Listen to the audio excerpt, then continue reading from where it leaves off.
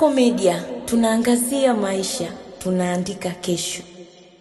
Jeshi la polisi mkoa wa Mara linathibitisha kutokea kwa mauaji ya Mariam Pai Lubunda, mtoto mwenye umri wa miaka 2 na miezi 9, mkazi wa mtaa Zanzibar, manispaa mji Musoma, mkoa wa Mara. Tukio hilo limetokea Novemba 22, 2025 majira saa 10 kamili jioni katika mtaa Zanzibar, kata ya Makoko, halmashauri ya manispaa Musoma, ambapo mtoto Mariam Lubunda aliyekuwa akiishi na wazazi wake mtaa Zanzibar aliuawa kwa kutumbukizwa ndani ya shimo la maji taka lililopo jirani na nyumbani kwao na mtu aliyetambulika kwa jina la William Kanegea mwenye umri wa miaka 20, Mjita, mkulima na mkazi wa mtaa Buhare. Inaelezwa kuwa William Kanegea anadaiwa kuwa na changamoto ya afya ya akili. Alimchukua mtoto Mariam Lubunda ambaye alimkuta peke yake nyumbani kwao, kisha akafunua mfuniko wa shimo la maji taka na kumtumbukiza mtoto huyo akiwa hai na kupelekea kifo chake. Aidha, mtuhumiwa baada ya kutekeleza tukio hilo alikimbia kusikojulikana, lakini wananchi wema walimfuata mtuhumiwa huyo na kufanikiwa kumkamata na kujichukulia sheria mkononi kwa kumshambulia mtuhumiwa kwa kumpiga sehemu mbalimbali za mwili wake na kumjeruhi. Jeshi la polisi lilifika eneo hilo na kumkuta mtuhumiwa akiwa na hali mbaya. Alichukuliwa na kupelekwa hospitali ya manispaa Musoma na akiwa anaendelea na matibabu alifariki dunia. Miili ya marehemu imekushafanywa uchunguzi na imekabidhiwa kwa ndugu zao ili kuendelea na taratibu za mazishi. Jeshi la polisi mkoa wa Mara linatoa wito kwa wananchi wa mkoa wa Mara wa makini na watoto wao pindi wanapokuwa katika michezo. Pia wananchi wameonywa kutojichukulia sheria mikononi pindi wanapokuwa wamemkamata mhalifu au mtuhumiwa, na badala yake watoe taarifa kwa vyombo husika ili hatua za kisheria ziweze kuchukuliwa haraka dhidi yao. Nikusihi mtazamaji wa Kasako Media, kwa update zaidi unaweza kutufuatilia kupitia mitandao yetu mbalimbali ya kijamii ambapo Instagram na Facebook ni Kasako Media.